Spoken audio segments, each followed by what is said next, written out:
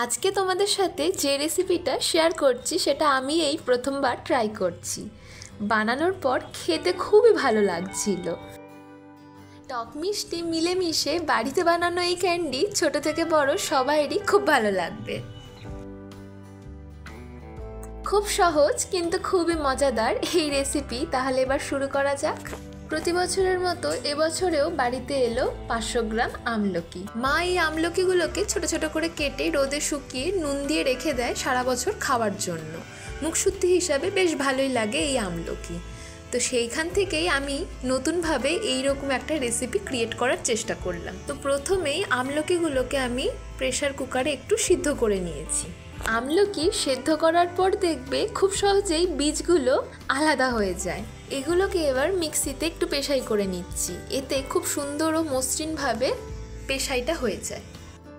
এবারে আমলকির এই পাল্পটাকে আমি কড়াইতে দিয়ে দিচ্ছি, তবে চেষ্টা করবে ননস্টিক অথবা স্টিলের কড়াইতেই এটা করবার। আমলকিগুলো পেশাই করার সময় আমি অল্প অল্প জলও দিয়েছিলাম, তাই জন্য লো ফ্লেমে এবার কিন্তু আমলকিটাকে নেড়ে যেতে হবে। লো ফ্লেমে এইভাবে জলটাকে পুরো শুকিয়ে নিতে হবে।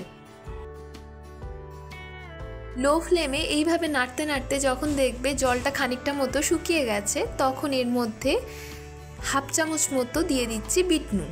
সমানে নেড়ে যেতে হবে যাতে তলায় লেগে না যায়। বেশ আঠা আঠা মতো হয়ে এসছে। এবার আমি দিয়ে দিচ্ছি এর মধ্যে 1 কাপ মতো চিনি। মিষ্টিটা তোমরা তোমাদের স্বাদ মতোই দিয়ে নিও। আমি মিষ্টিটা এখানে একটু কমই দিয়েছি টক টক ব্যাপারটা রাখবার জন্য।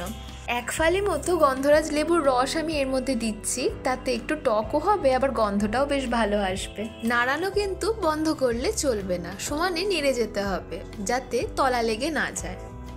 যখন দেখবে এরকম নাড়তে নাড়তে কড়াই থেকে আস্তে আস্তে ছেড়ে যাচ্ছে সব শুদ্ধ, তখন বুঝবে এটা সম্পূর্ণ হয়ে গেছে। তখন এটাকে নামিয়ে নিতে হবে।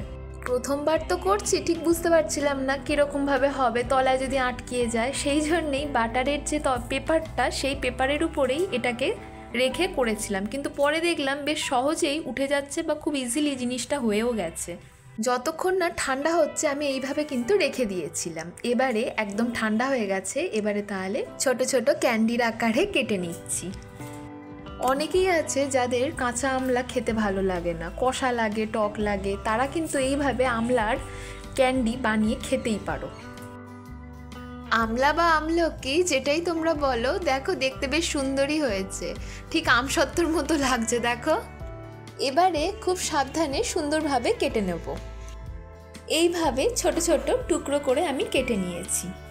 মিক্সার গ্রাইন্ডারেই চিনিটাকে একটু গুঁড়ো করে নিয়েছিলাম। তো এইরকম চিনির গুঁড়োর মধ্যে ছোট ছোট এই ক্যান্ডি বা আমলকির এই কিউবসগুলোকে দিয়ে একটু চিনিতে কোট করে নেব।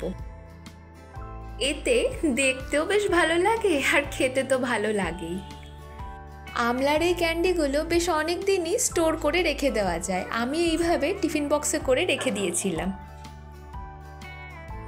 আমলার এই ক্যান্ডির আইডিয়াটা তোমাদের কেমন লাগলো অবশ্যই কমেন্ট করে জানিও। আর রেজ অফ লাইফ চ্যানেলটিকে লাইক, শেয়ার, সাবস্ক্রাইব করো।